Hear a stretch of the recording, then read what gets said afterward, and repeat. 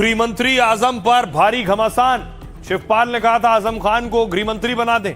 उसके बाद देखिए सीएम योगी ने पलटवार किया। योगी आज अयोध्या में थे, रामलला के दर्शन करने पहुंचे थे।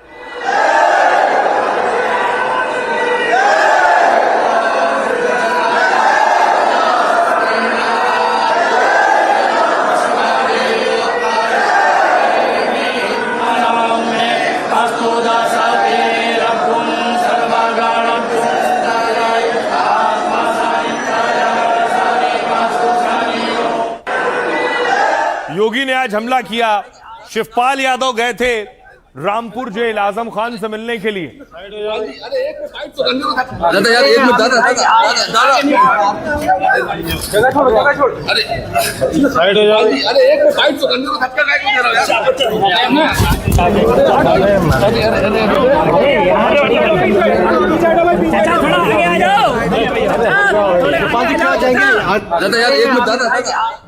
अब देखिए इस पर घमासान क्यों शुरू हुआ आजम खान को लेकर।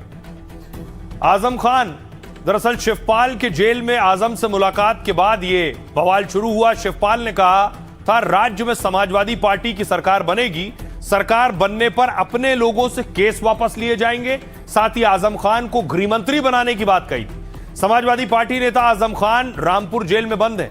कहा यह जा रहा है कि अखिलेश के कहने पर शिवपाल उनसे मिलने गए थे। योगी ने कहा इस पर योगी ने अखिलेश को घेरा।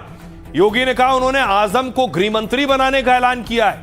योगी का हमला था कि समाजवादी पार्टी फिर से दंगा कराना चाहती है। ओम प्रकाश राजभर ने पूछा सजा पाया व्यक्ति कैसे चुनाव लड़ सकता है। गृहमंत्री बनाने के ऐलान पर पूछा वो कैसे मंत्री बन सकता है। इससे पहले ओवैसी भी आजम मुद्दे पर अखिलेश को घेर चुके हैं। दरअसल उत्तर प्रदेश में करीब 20% मुस्लिम वोटर है। 143 सीटों के नतीजे पर मुस्लिम वोटर सीधा असर डालेंगे। 2027 चुनाव के लिए अखिलेश की दलित मुस्लिम वोट पर नजर है और इसी वजह से जेल में आजम को मनाने की कोशिश की गई। अखिलेश और ओवैसी की इस वोट बैंक पर नजर है। सुनिए क्या कह रहे हैं इस पर योगी। वो आपकी बात हराना है और उत्तर प्रदेश में समाजवादी पार्टी की सरकार बनाना है, अखिलेश यादव को मुख्यमंत्री बनाना है। तब इनको सबको आजम भाई को रक्षा मंत्री बनाना है। बिल्कुल बनेगा। रक्षा मंत्री नहीं पहले गृह मंत्री, रक्षा मंत्री नहीं पहले गृह मंत्री। देश की आजादी के खिलाफ और भारत के विभाजन के लिए जिम्मेदार व्यक्ति के नाम पर विश्वविद्यालय बनाने वाले व्यक्ति को समाजवादी पार्टी आज पैरोकार बनती है कि हम आएंगे तो उसको गृह मंत्री बनाएंगे। यानी ये तो जानते हैं कि उसको नहीं आना है, लेकिन इनका शर्मनाक इनके सोच को देखो। यानी ये फिर दंगा करवाना चाहते हैं। कैसे मुजफ्फरनगर और सहारनपुर के दंगाइयों को लाकर के तत्कालीन सीएम के आवास में लाकर के उन्हें सम्मानित किया जाता है और ऐसे व्यक्ति के समर्थन में लोग इस प्रकार की दलीलें देते हैं। अभी आजम खान जी से मिले हैं तो वहां से निकले हैं तो इस समय खूब बयान दे रहे हैं उछड़ करके कि हमारी सरकार आएगी तो जितने भी मुकदमे सरकार ने लिखा है सब वापस कर लेंगे, चाहे वो मुसलमानों के हों चाहे जिसके हों, उनकी पार्टी की।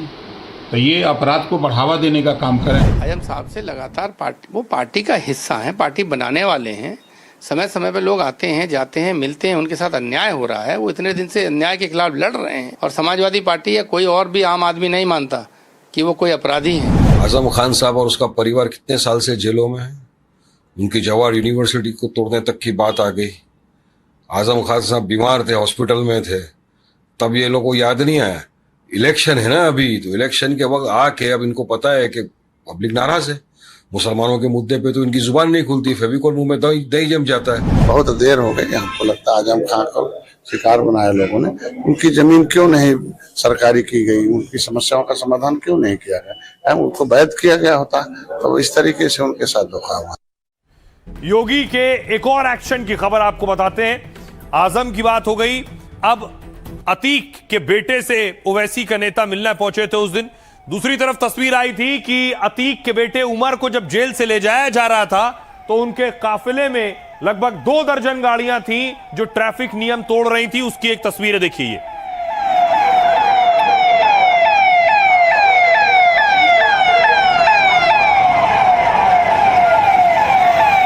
आप देख रहे हैं पुलिस की गाड़ी के पीछे जो गाड़ियां जा रही हैं, ये सब उमर के करीबी समर्थक सहयोगी उनकी गाड़ियां हैं।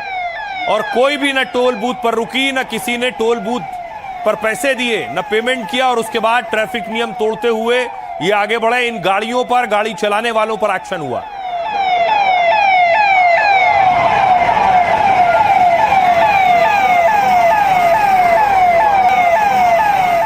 अब देखिए, जो गाड़ियां इस तरह से चल रही थी नियम तोड़ते हुए, उनकी जब्ती हुई है।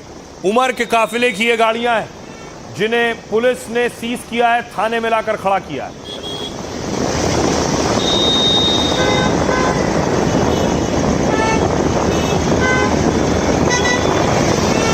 अलग अलग गाड़ियां आप देख रहे हैं, ये महिंद्रा की गाड़ी है, थार इसमें शामिल है। अब आपको बताऊं किन किन गाड़ियों पर यह कार्रवाई की गई है। पुलिस ने अतीक अहमद के बेटे उमर के काफिले की 4 गाड़ियां जब्त की हैं।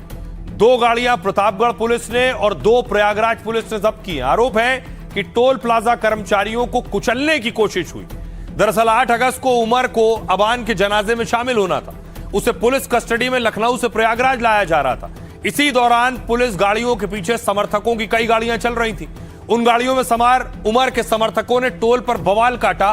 गाड़ियों में मौजूद लोगों ने टोल को लेकर कर्मचारियों से गाली गलौज की, यह दावा है। कुछ गाड़ियों ने टोल बैरियर तोड़ दिए और बिना टोल फीस दिए आगे बढ़ गए। टोल कर्मचारियों ने गाड़ियों से कुचलने की कोशिश का भी आरोप लगाया। टोल मैनेजर की शिकायत पर केस हुआ और गाड़ियों की तलाश शुरू हुई। प्रतापगढ़ पुलिस ने 2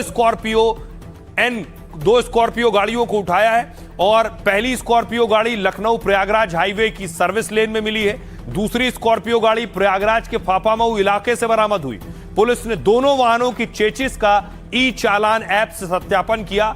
डिटेल सही मिली तो दोनों गाड़ियों को थाने में खड़ा कर दिया गया है। इस बीच प्रयागराज पुलिस ने एक थार और एक स्विफ्ट भी पकड़ी है। अब सीसीटीवी फुटेज की मदद से पुलिस आरोपियों की तलाश कर रही है। सुनिए जरा प्रयागराज पुलिस क्या कुछ कह रही है। सीओ आशुतोष पांडे।